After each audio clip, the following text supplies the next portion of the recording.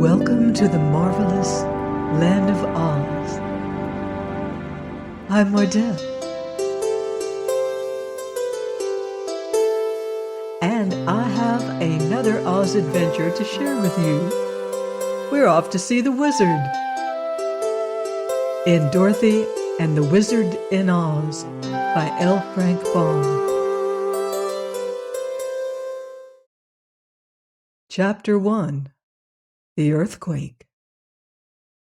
The train from Frisco was very late.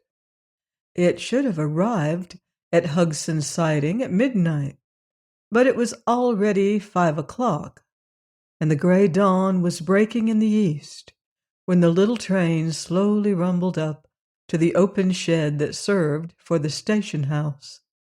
As it came to a stop, the conductor called out in a loud voice, "Hugson's Siding!" At once a little girl rose from her seat and walked to the door of the car, carrying a wicker suitcase in one hand and a round bird cage covered up with newspapers in the other, while a parasol was tucked under her arm. The conductor helped her off the car, and then the engineer started his train again so that it puffed and groaned and moved slowly away up the track.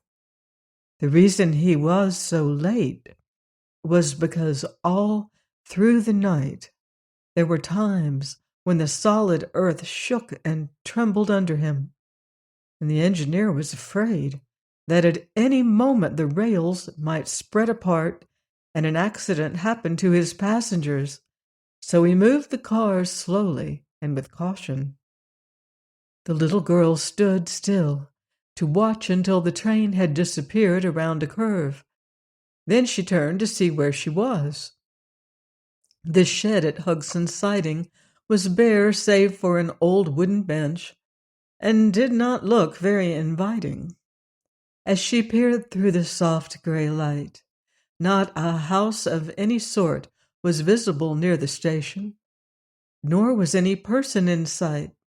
But after a while, the child discovered a horse and buggy standing near a group of trees a short distance away. She walked toward it and found the horse tied to a tree and standing motionless, with its head hanging down almost to the ground.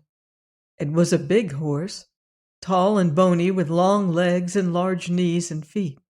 She could count his ribs easily, where they showed through the skin of his body, and his head was long and seemed altogether too big for him, as if it did not fit. His tail was short and scraggly, and his harness had been broken in many places and fastened together again with cords and bits of wire. The buggy seemed almost new, for it had a shiny top and side curtains. Getting around in front so that she could look inside, the girl saw a boy curled up on the seat, fast asleep. She set down the bird cage and poked the boy with her parasol. Presently he woke up, rose to a sitting position, and rubbed his eyes briskly. "Hello," he said, seeing her. "You Dorothy Gale?" "Yes," she answered, looking gravely at his tousled hair and blinking gray eyes. "Have you come to take me to Hugson's ranch?" "Of course," he answered. "Train in?" "I couldn't be here if it wasn't," she said. He laughed at that, and his laugh was merry and frank. Jumping out of the buggy, he put Dorothy's suitcase under the seat and her bird cage on the floor in front. "Canary birds?" he asked. "Oh, no, it's just Eureka, my kitten. I thought that was the best way to carry her." The boy nodded. "Eureka's a funny name for a cat," he remarked. "I named my kitten that because I found it," she explained. "Uncle Henry says Eureka means I have found it." "All right, hop in." She climbed into the buggy, and he followed her. Then the boy picked up the reins, shook them, and said, "Get up." The horse did not stir. Dorothy thought he just wiggled one of his drooping ears, but that was all. "Get up," called the boy again. The horse stood still. "Perhaps," said Dorothy, "if you untied him, he would go." The boy laughed cheerfully and jumped out. "Guess I'm half asleep yet," he said, untying the horse. "But Jim knows his business all right, don't you, Jim?" patting the long nose of the animal. Then he got into the buggy again and took the reins, and the horse at once backed away from the tree, turned slowly around, and began to trot down the sandy road, which was just visible in the dim light. "Thought that train would never come," observed the boy. "I've waited at that station 5 hours." "We had a lot of earthquakes," said Dorothy. "Didn't you feel the ground shake?" "Yes, but we're used to such things in California," he replied. "They don't scare us much." "The conductor said it was the worst quake he ever knew." "Did he? Oh, then it must have happened while I was asleep," he said thoughtfully. "How is Uncle Henry?" she inquired after a pause, during which the horse continued to trot with long, regular strides. "Hey, he's pretty well. He and Uncle Hugson have been having a fine visit." "Is Mr. Hugson your uncle?" she asked. "Yes. Uncle Bill Hugson married your Uncle Henry's wife's sister. So we must be second cousins," said the boy in an amused tone. "I work for Uncle Bill on his ranch, and he pays me $6 a month and my board." "Isn't that a great deal?" she asked doubtfully. "Why, it's a great deal for Uncle Hugson, but not for me. I'm a splendid worker. I work as well as I sleep," he added with a laugh. "What is your name?" asked Dorothy, thinking she liked the boy's manner and the cheery tone of his voice. "Not a very pretty one," he answered as if a little ashamed. "My whole name is Zebediah, but folks just call me Zeb." "You've been to Australia, haven't you?" "Yes, with Uncle Henry," she answered. "We got to San Francisco a week ago, and Uncle Henry went right on to Hugson's ranch for a visit, while I stayed a few days in the city with some friends we had met." "How long will you be with us?" he asked. "Only a day. Tomorrow Uncle Henry and I must start back for Kansas. We've been away a long time, you know, and so we're anxious to get home again." The boy flicked the big bony horse with his whip and looked thoughtful. Then he started to say something to his little companion.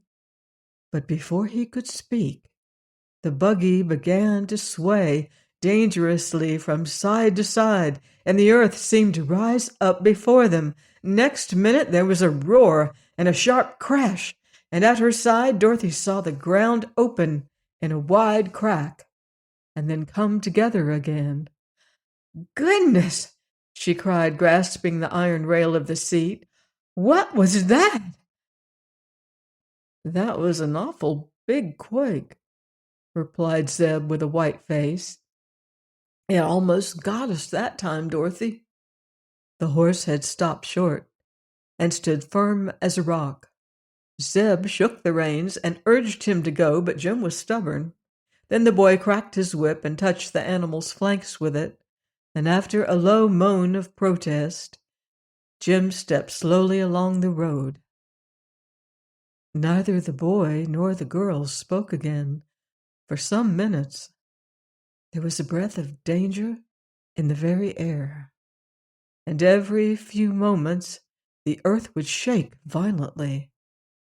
Jim's ears were standing erect upon his head, and every muscle of his big body was tense as he trotted toward home. He was not going very fast, but on his flanks specks of foam began to appear, and at times he would tremble like a leaf. The sky had grown darker again, and the wind made queer sobbing sounds as it swept over the valley. Suddenly there was a rending, tearing sound, and the earth split into another great crack just beneath the spot where the horse was standing. With a wild neigh of terror, the animal fell bodily into the pit, drawing the buggy and its occupants after him. Dorothy grabbed fast hold of the buggy top, and the boy did the same. The sudden rush into space confused them so that they could not think. blackness engulfed them on every side, and in breathless silence they waited for the fall to end and crush them against jagged rocks, or for the earth to close in on them again and bury them forever in its dreadful depths. The horrible sensation of falling, the darkness, and the terrifying noises proved more than Dorothy could endure, and for a few moments the little girl lost consciousness. Zeb, being a boy, did not faint, but he was badly frightened and clung to the buggy seat with a tight grip, expecting every moment would be his last.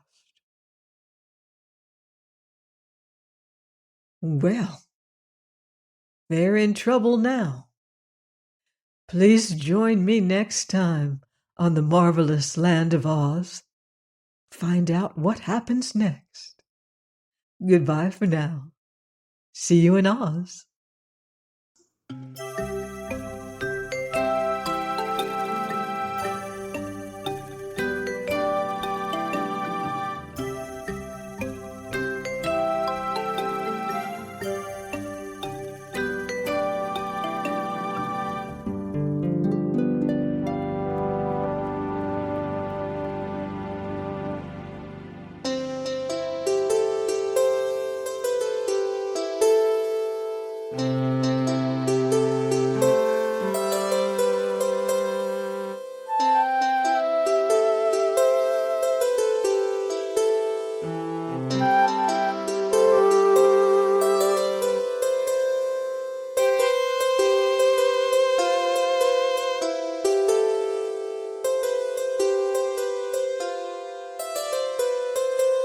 Thank you.